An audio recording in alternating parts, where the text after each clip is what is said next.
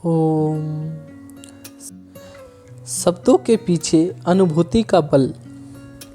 शब्दों का प्रयोग तो सब करते हैं, परंतु उन शब्दों के पीछे हृदय की अनुभूति न रही तो कोरे शब्द व्यर्थ हो जाते हैं। मेरा ऐसा एक अनुभव है। एक बड़े नेता अपने संघ निर्माता से मिलने के लिए आए। उन दिनों मैं पूजनीय डॉक्टर जी बहुत बीमार थे और उनसे अधिक समय बातचीत नहीं करनी चाहिए, यह नियम बनाया गया था। उस नेता को मैंने इस नियम की जानकारी दी और प्रार्थना की कि आप जो कुछ बातें करना चाहते हो कृपया मुझसे कहिए। बातचीत के पश्चात जो कुछ रह जाएगा उतना ही डॉक्टर जी से पूछिएगा। उन्होंने मान लिया। हमसे कई घंटों तक प्रदीर्घ चर्चा की। वे अनेक प्रश्न पूछते गए और मैं उनका उत्तर देता रहा। वही प्रश्न वे बार बार दोहराते गए और मैंने भी बिना थके उनके प्रश्नों के बार बार उत्तर दिए। यह हो जाने पर मुझे संतोष हुआ और मैंने सोचा कि ये सज्जन अब पूजनीय डॉक्टर जी से औपचारिक रीति से मिलकर चले जाएंगे। मैं उन्हें मिलाने के लिए ले गया तो उन्होंने पूजनीय डॉक्टर साहब से वही प्रश्न किए जो उन्होंने मुझसे पूछे थे। मैं अपने मन ही मन सोचता रहा कि अब यहाँ काफ़ी लंबी चर्चा होगी और उसका परिणाम डॉक्टर जी के स्वास्थ्य के अनुकूल नहीं होगा, परंतु मेरा भाग्य अच्छा था। डॉक्टर जी ने एक छोटे से वाक्य में उन्हें जवाब दिया और उन्हीं से ही उन्हें बड़ा संतोष हुआ।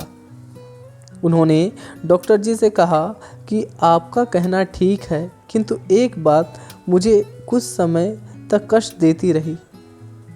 जो उत्तर पूजनीय डॉक्टर साहब ने दिया था वही उत्तर लगभग उन्हीं शब्दों में मैंने उन्हें 50 बार दिया था, परंतु तब वे समझे नहीं और पूजनीय डॉक्टर साहब के एक वाक्य कह दिया तो उसका समाधान हो गया।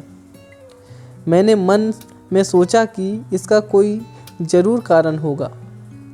सोचते सोचते मेरे हृदय में यह बात आई कि जो एक वाक्य पूजनीय डॉक्टर साहब बोले उससे पीछे उनके हृदय की अनुभूति थी और मैंने अनुभूति लेना अभी आरंभ किया था।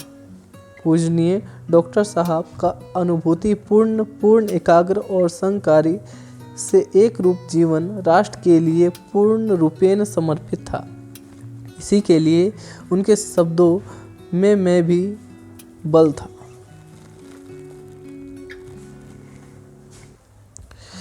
उनकी एक बैठक का मुझे स्मरण हो आता है कि एक बड़े नगर में कुछ प्रमुख लोगों की बैठक में पूजनीय डॉक्टर साहब का कार्य समझा रहे थे। बैठक में एक बुद्धिमान युवा वकील उपस्थित थे। बड़े आवेश के साथ अशिष्ट शब्द प्रयोग कर बोल गए कि कौन मूर्ख कहता है कि यह हिंदू राष्ट्र है। कौन मूर्ख कहता है कि यह हिंदू राष्ट्र है। बैठक में उपस्थित सभी लोगों को उन वकील साहब का बोलना बड़ा अटपटा लगा, परंतु बड़ी शांति, गंभीरता और दृढ़ता के साथ पूजनीय डॉक्टर जी ने उन्हें संबोधित कर कहा कि मैं केशव बलीराम हेडगेवार कहता हूँ कि यह हिंदू राष्ट्र है। केवल यह एक ही छोटा सा वाक्य उन्होंने कहा तो बैठक में सन्नाटा छा गया। जो बुजुर्ग थे थोड़े समय के बाद संभल कर कहने लगे कि डॉक्टर साहब आपका ही कहना ठीक है। जो वकील महाशय उदारता से बोले थे उनका आवेश समाप्त हो गया था। उन्होंने पूजनीय डॉक्टर साहब से कहा था कि आपका ही कहना ठीक है। शब्दों के पीछे जब जीवन की तपश्चर्या रहती है तब शब्दों को बल प्राप्त होता है।